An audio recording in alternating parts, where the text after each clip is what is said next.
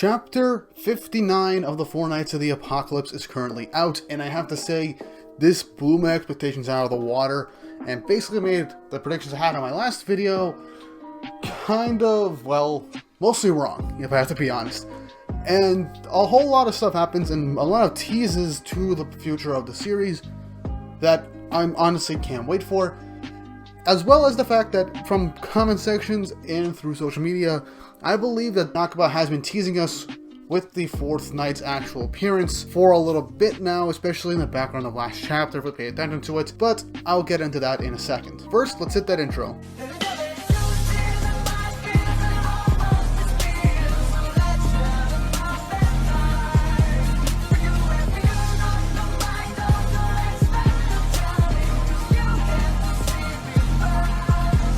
Alright, if you haven't already, don't forget to like and subscribe to the channel. That'll really help with the YouTube algorithm, and I'll recommend my videos a lot more often. Also, don't forget to check me out on Instagram and Twitter for updates on future videos, and just to check out whenever I do anything to see what goes on with me. But without further ado, let's get into the review.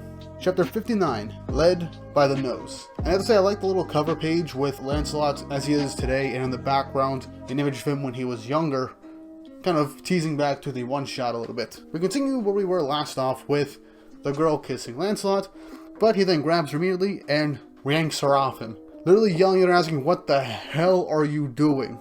And literally saying, "I might be a kid, but by the time you turn 20, I'll be 16.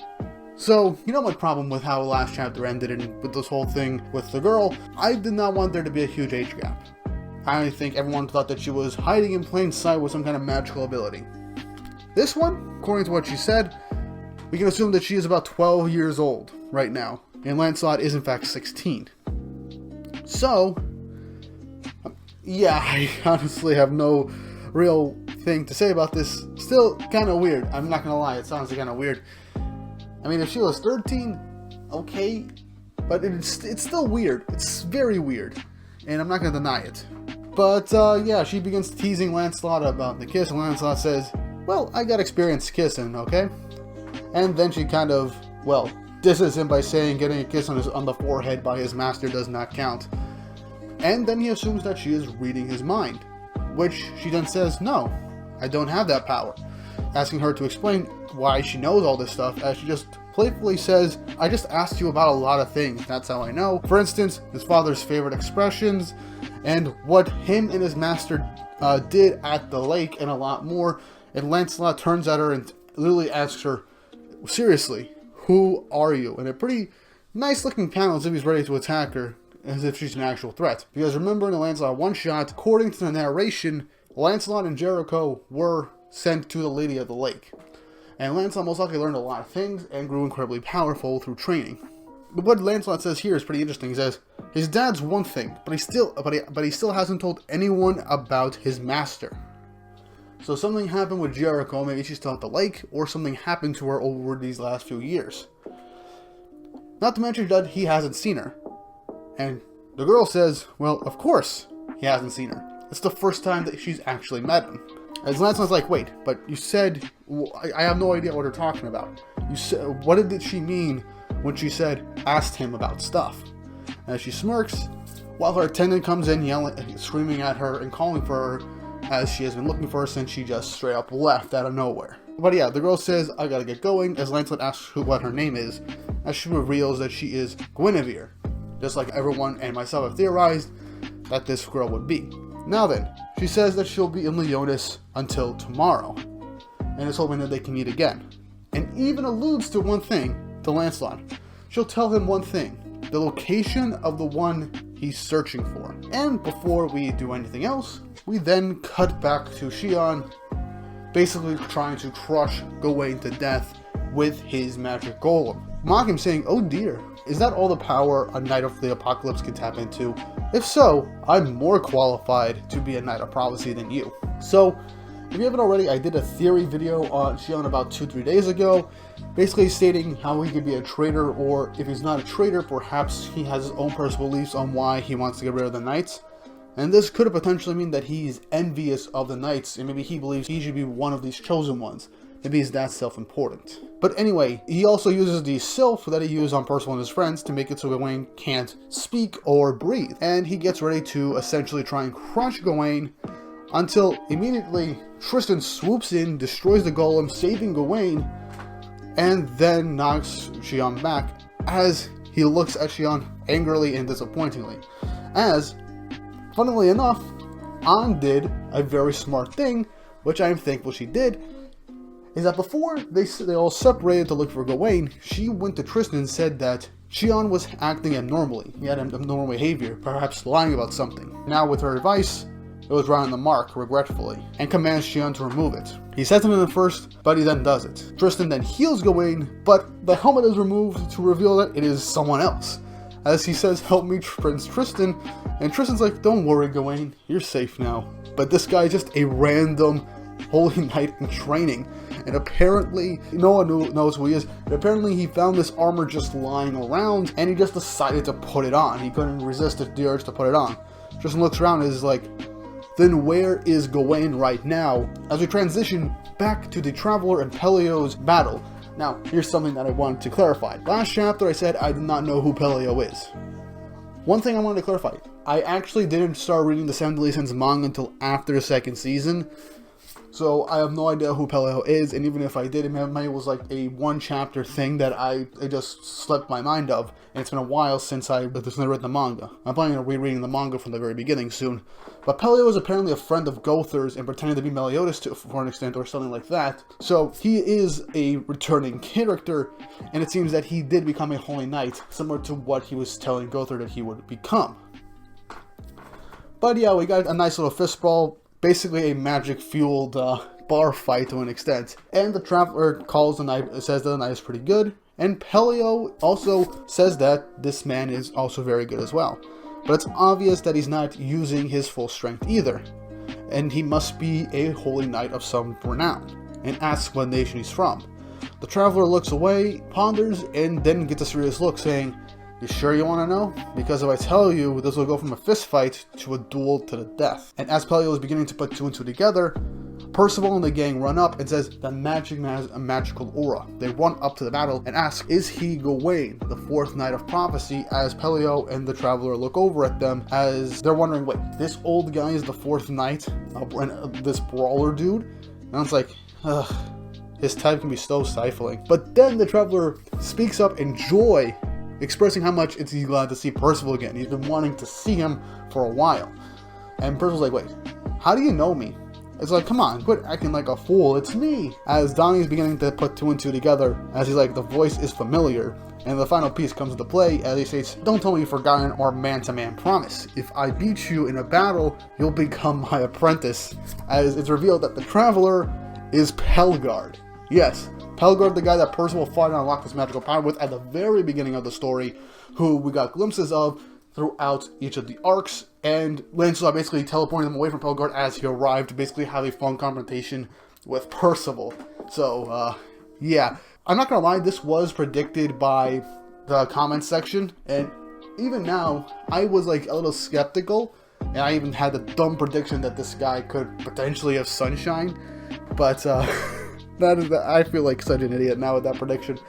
It makes complete and total sense that it's Pelguard with his blaze ability, so I'm honestly glad that Pelguard's here. Who knows, maybe it'll be revealed that maybe he's just a double agent, but then again, if he said that his fight was going to be a duel to the death, then he is loyal to King Arthur, but he does his own stuff on the side, potentially. Like, looking for Percival and wanting him to be an apprentice. But yeah, that's kind of how the chapter ends. We get a fake out that apparently this entire time, the last two chapters, Gawain was not in that suit of armor. Apparently after leaving the castle, Gawain ditched their armor, and this random Holy Knight apprentice found it and just decided, you know what, this is just abandoned in the alleyway, I'm gonna try it on. So, yeah, this whole time, Nakaba has been trolling us with this knight, and the fourth knight is currently still, like, out there in Leonis with no real way for us to know who they are. And that's something I'm getting into right now. Now, this was pointed out to me over on Twitter that apparently, twice in the same chapter last week, we saw this very tall woman in a black dress walking past Tristan and his group as Tristan was explaining everything about him and Lancelot and the four knights to his group as Gian is walking away. Now, some people thought this was King of the Ant's daughter, but if it was King of the Ant's daughter, then Tristan would have recognized her immediately. Then later on in that chapter, when the bar fight between, now I know that it's Pelguard versus Pelio, that same character design is used in one of the background characters, because as we see in that little crowd shot, it's a woman in a black dress, and the face seems to be clearly defined. And this is something I didn't pick up upon reading it at first, until it was pointing out to me. I could be reading too much into it, but it's very possible.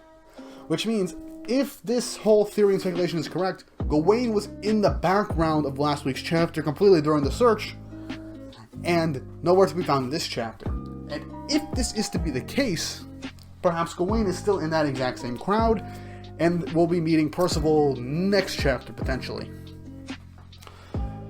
But, yeah, that's kind of the whole thing with Gawain. I have no idea what's going on with Gawain. I wonder what's going to happen with that in the coming chapters. Also, like I said, I'm not exactly comfortable or okay with how things are with Gwynevere.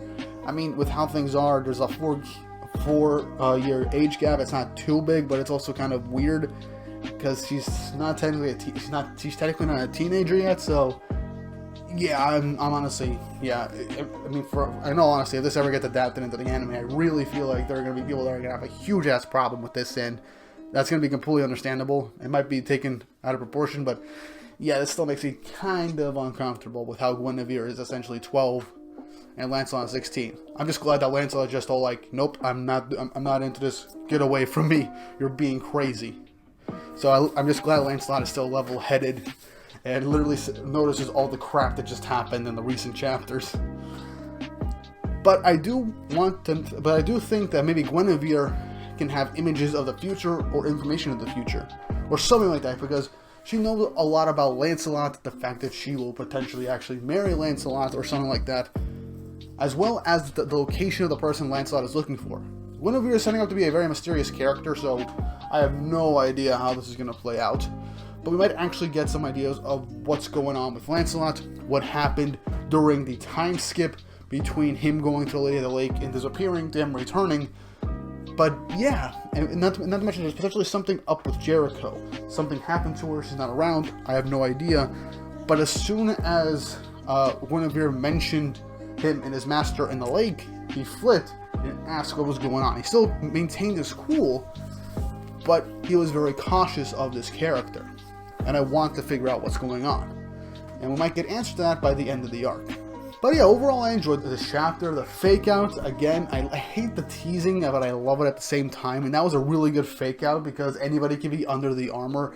And before it was, and on the comic section as well from last week's video, there was the potential that, well, Gawain took off the armor and give it to someone else so they could walk around, and that was right. But those same people also thought that Pelguard, who was fighting at the bar against Pelio, was Gawain, and that was the sunshine form or whatever. Which was a pretty interesting theory, but in the end, completely untrue, and I'm honestly glad that Pelguard's here. Perhaps maybe he'll be a secret ally or something like that in the future, if he loses to Percival in a full-on fight, because Percival is a lot stronger now than he was previously. But we'll just have to wait and see. We have 3 different plot points going on right now. Technically 4. We have the search for Gawain, we have Lancelot's interactions with Gwynevere and potential answers for who he's searching for. We have Tristan's group trying to look for Gawain also, and the idea of Shion basically doing whatever the hell he wants and his suspicious behavior. And finally, Pelguard in Leonis looking for Percival. So that's 4 main plot points right now, and we still have no idea who the Assassin of Chaos is. Because Pelguard, yeah, he's a knight of Camelot, and he's a Chaos Knight, but he's not a bad guy. Overall, he's not a villain. He's just jovial, likes a good fight. Hell, he's basically planning to go against the idea of killing the 4 knights if it means getting Percival to be his Holy Knight apprentice, because of all the potential and everything. So I don't think he's the assassin, because that was never his mission to begin with. Hell, Arthur just said, go look for the knight, do whatever you want, I don't care.